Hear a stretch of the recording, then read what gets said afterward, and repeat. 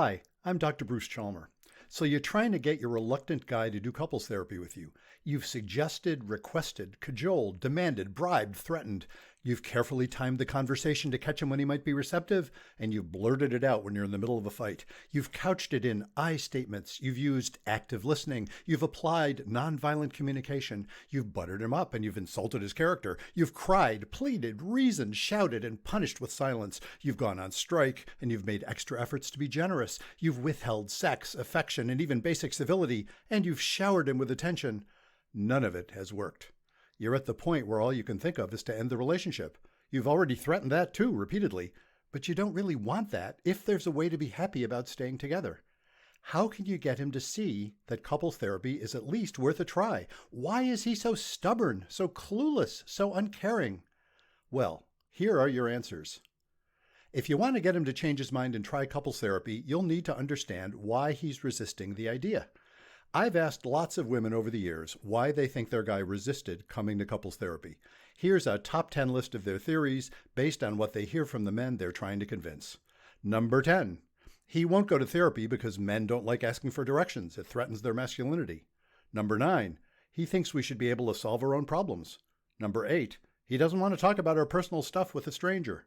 Number 7. He thinks therapy is for weak, stupid, crazy people. Number 6. He thinks therapy is a waste of time and money. Number 5, he thinks the therapist will side with me and the two of us will gang up on him. Number 4, he thinks therapists, even male ones, are prejudiced against men.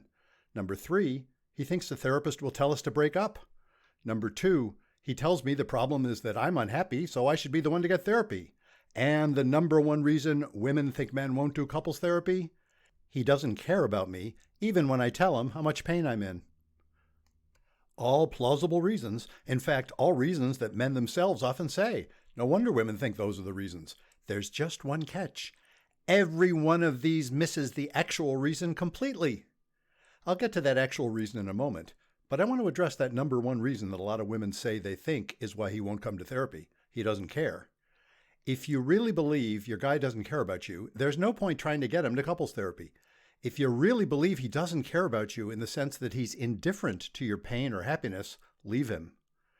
You haven't left him yet, at least in part, because you know that he does care about you. He may not show it much or in ways you want, but the problem isn't lack of caring. He gets angry or shuts down, not because he doesn't care, but because he does.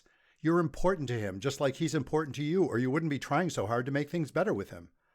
So if those aren't the reasons he resists, what is? He resists because he's terrified. And not only is he terrified, he's right to be terrified. Every one of those reasons in the top 10 list has a basis in some guy's experience, and every one of those reasons is a proxy for the big one. He's afraid he'll lose you. He's worried that couples therapy will lead to breaking up, and that's not a crazy worry. You know people whose relationships have ended after they did couples therapy, and so does he. Yes, I know they went to couples therapy because their relationships were already in trouble, but it can sure look from the outside like the therapy didn't help or even made it worse. And when you give him the ultimatum that says, in effect, it's either couples therapy or Splitsville, you're just confirming how precarious the situation is. So his worry isn't paranoid. It's actually pretty sensible. Now do you see why all your efforts to get him to come to couples therapy haven't worked? It's not that your reasons for wanting to do it are bad, and it's not that he doesn't care. It's that he's scared, and your very understandable frustration with him just increases his fear. And of course, he's a guy. He won't even tell himself that he's scared, let alone you. So instead of recognizing his fear, he makes up a lot of objections, all of which have some basis in reality, but none of which actually address his fear. Or he gets all reasonable and acts like you're the one with the emotional problem, or he gets angry and shouts at you, or he just shuts down completely. That's what you're dealing with. Arguing, cajoling, and threatening don't tend to reduce someone's fear. They increase it. You know how unreasonable and reactive you get when he denies or minimizes how you feel? That's how he gets too. The trouble is he doesn't realize that's what he's doing any more than you do when you're doing it. So what do? Do you have to give up what you want? No. What you want isn't crazy or wrong or stupid. If you could accept the situation as it is, you wouldn't be pushing so hard to do something different. Seems like quite the impasse, doesn't it? What you want to try couples therapy makes sense, But his fear of it makes sense too. Think about that. Neither of you is crazy, but you've come up with opposite reactions. Frustrating, yes, but it's also impressive, isn't it? When you recognize what's going on, it brings you to what I like to call the oh shit moment. It's not the oh shit you might say when you hit your thumb with a hammer. Instead, it's more like, oh shit, no wonder we're having this problem. It's oh shit rather than aha, because you haven't solved the problem yet. All you've done is recognize it. But what you've recognized is huge.